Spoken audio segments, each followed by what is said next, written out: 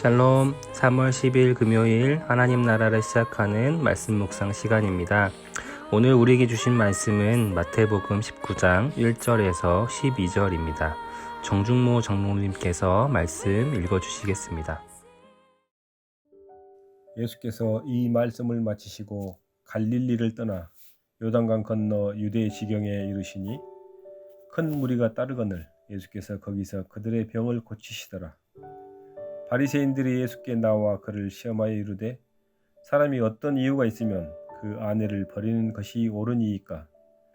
예수께서 대답하여 이르시되 사람을 지으신 이가 본래 그들을 남자와 여자로 지으시고 말씀하시기를 그러므로 사람이 그 부모를 떠나서 아내에게 합하여 그 둘이 한 몸이 될지니라 하신 것을 읽지 못하였느냐?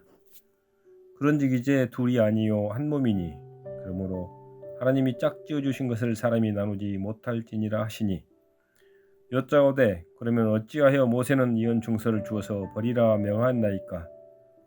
예수께서 이르시되 모세가 너희 마음의 완악함 때문에 아내 버림을 허락하였거니와 본래는 그렇지 아니하니라. 내가 너희에게 말하노니 누구든지 음행한 이유 외에 아내를 버리고 다른 데 장가드는 자는 간음함이니라.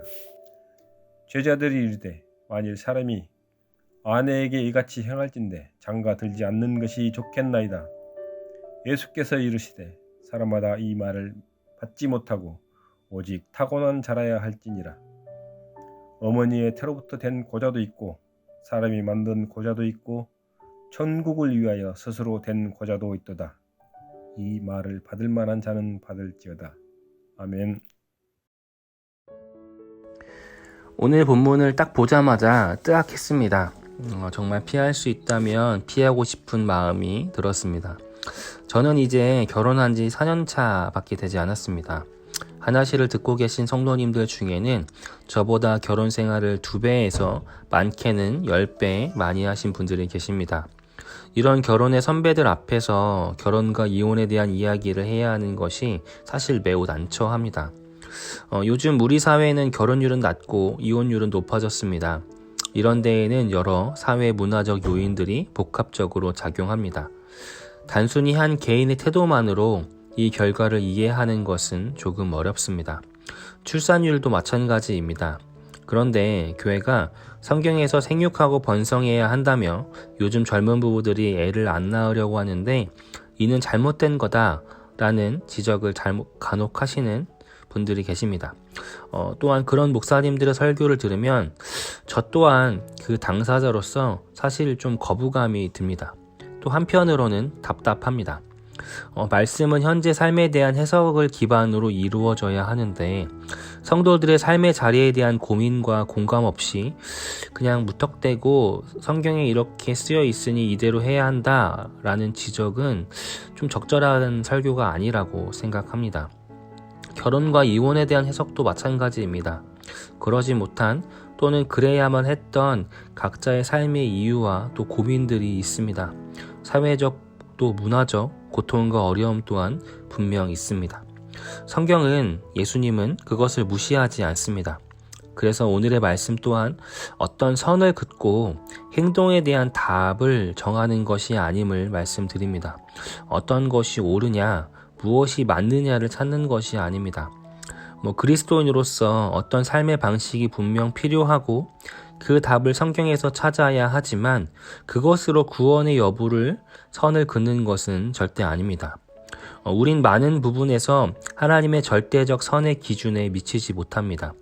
그래서 로마서 7장에서 사도 바울은 율법으로 내가 누구인지 깨닫게 된다 말합니다. 율법을 통해 하나님의 선의 기준에 절대로 도달할 수 없음을 깨닫습니다.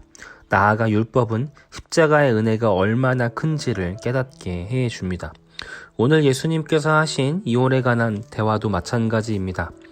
무엇이 옳고 틀리다, 옳은 자에겐 하나님 나라가 있고 그러지 못한 자에게는 하나님 나라가 없음을 말씀하시는 것이 아닙니다. 3절에 보면 바리새인들이 어떤 이유가 있으면 아내를 버려도 됩니까? 라고 예수님께 물었습니다. 이 질문은 아내를 버리는 것이 맞습니까? 아니면 안 됩니까? 라고 묻는 것처럼 들립니다.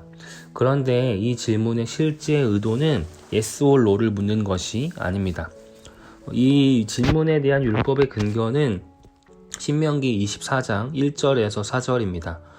사람이 아내를 맞이하여 데려온 후에 그에게 수치되는 일이 있음을 발견하고 그를 기뻐하지 아니하면 이혼 증서를 써서 그의 손에 주고 그를 자기 집에서 내보낼 것이요 라는 말씀입니다.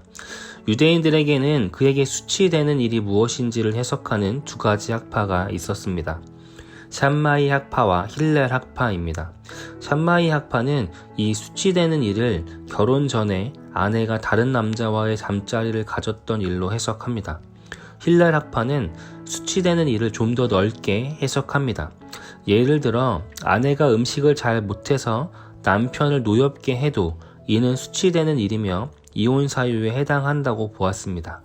좀 더 넓게 수치되는 일을 남편에게 아내가 기쁨이 되지 못한다라는 그 기준으로 해석하는 학파였습니다.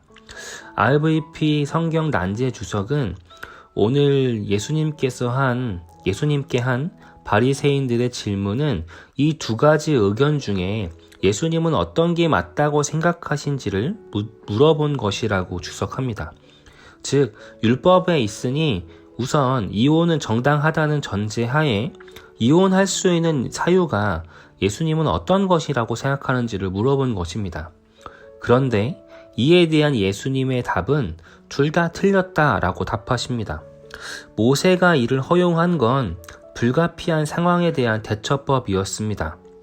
이는 예를 들면 차를 사면 자동차 보험에 반드시 가입합니다. 그리고 대인 대물 사고가 났을 때 배상액 한도도 설정합니다.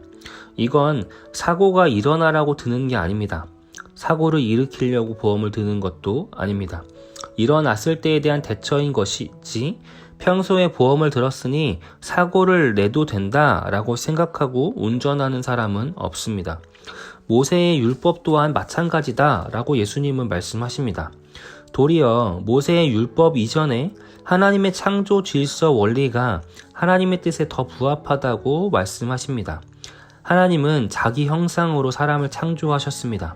따라서 하나님께서 자기 형상으로 만드신 남자와 여자가 하나가 되는 것, 이것이 반드시 지켜야 할 율법의 첫 번째 계명인 것입니다.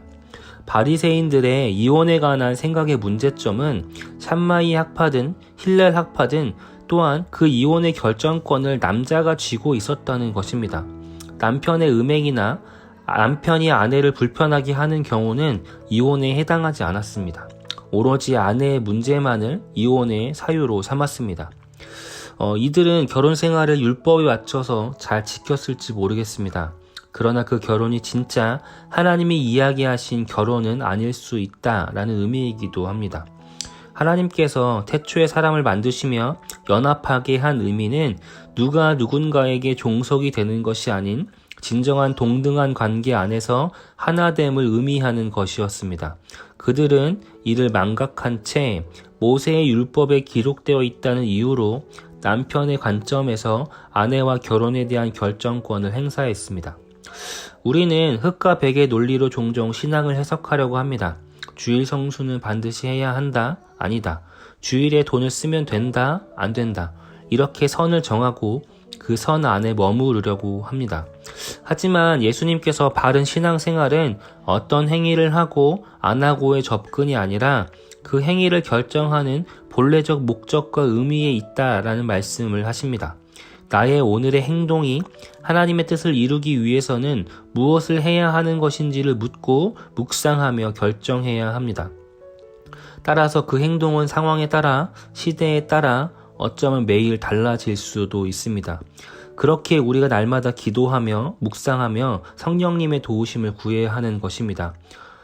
내가 오늘 이 상황과 현재의 질문 앞에서 어떠한 결정이 하나님께서 원하시는 것인지, 어떤 것이 하나님의 뜻을 이루는 것인지 그 지경을 넓혀달라고 하나님께 날마다 구하고 성령의 능력을 구해야 하는 것입니다. 결혼도 마찬가지입니다. 결혼은 반드시 지켜야 하는 성스러운 제도이자 하나님이 원하시는 관계입니다. 물론 특별한 사유가 있을 경우에 예외가 있을 수도 있습니다. 결혼 제도를 지킴보다 더 중요한 것은 한 몸을 이루게 하신 주님의 뜻을 따라 서로를 나보다 낮게 여기고 사랑하며 연합하는 것입니다. 오늘도 가정 그리고 마주한 여러 관계와 상황 가운데에서 하나님께 지음받은 우리 모두가 서로 사랑하고 하나 되길 원하시는 그 하나님의 뜻을 우리 모두가 이루어 가시는 우신 성도님들 되시기를 바라겠습니다. 저부터도 정말 아내와의 관계에서, 가정의 관계에서 결혼의 생활을 지키는 것을 넘어 진정 하나님께서 연합하라고 말씀하셨던 그 의미를 묵상하고 실천하는 하루를 살도록 하겠습니다. 함께 이 시간 기도하겠습니다.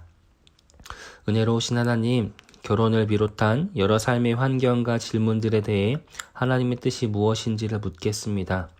그럴 때에 올바로 이해할 수 있는 영의 눈을 열어주시옵소서. 또 그것을 살아낼 수 있는 성령의 능력 또한 허락하여 주시옵소서.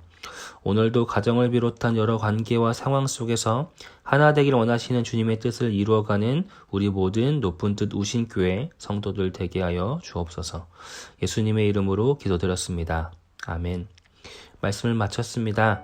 이 시간도 성령의 능력을 구하시며 오늘 하루를 살아가시는 묵상의 기도를 함께 드리시겠습니다.